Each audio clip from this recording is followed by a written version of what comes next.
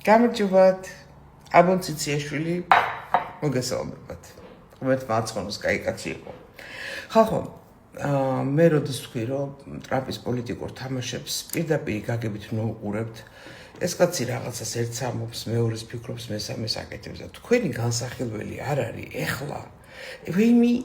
იმი ზელენსკი დაჩაგრა, ამის დედა მოტყენ. რა დაჩაგრა? ზელენსკი უკრაინა არავის აღარ ახსოვდა.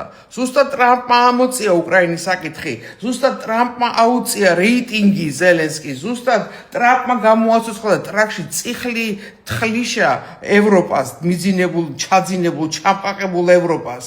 ნახეთ რა ხდება, იქ გერმანიაში ცვლილებებია, იქ რუმინეთში ცვლილებებია, ისრაელში რა სიტუაცია არის, ღაზას დენი წყალი გაუთიშეს, სირიაში რა ხდება, ალყაში არიან რუსეთის ბაზები, გენაცვალე, დაფიქრდით ამ ყველაფერს. და აი ამ ფონზე ეს ჩვენი გამოყალევებული ჟურნალისტები, ოპოზიციონერები, ვითომ ბლოგერები თუ ბლოგერები, ყოფილი ელჩები დგანან და ყველა მეთოდით ლანძღავენ ტრამპს და მის ადმინისტრაციას და ბებია თქვენისამ ტრამპი დაგეხმარებათ რა.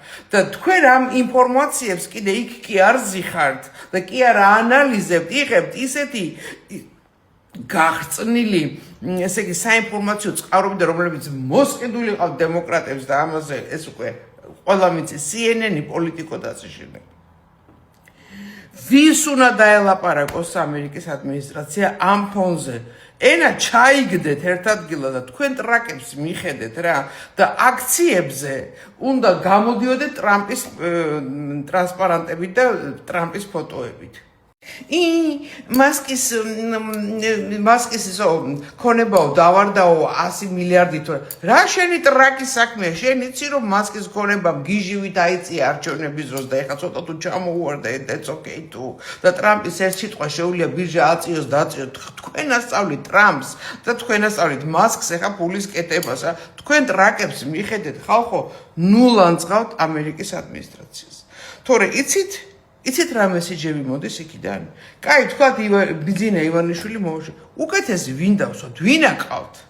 ვინ აკავთ უკეთესი?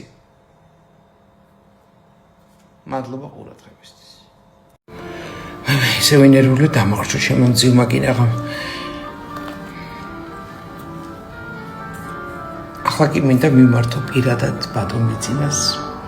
ბატონი ბიძინა თუ არ უყურებს ჩემ ინსტაგრამ სტორიებს, მე დარწმუნებული ვარ მის გარემოცვაში ერთი ადამიანი მაინც უყურებს. ბატონო ბიძინა მე მესმის თქვენ რატომ რისთვის მოხვედით ხელისუფლებაში, რა დავალებით და ასე შემდეგ, ისეც ვიცით რომ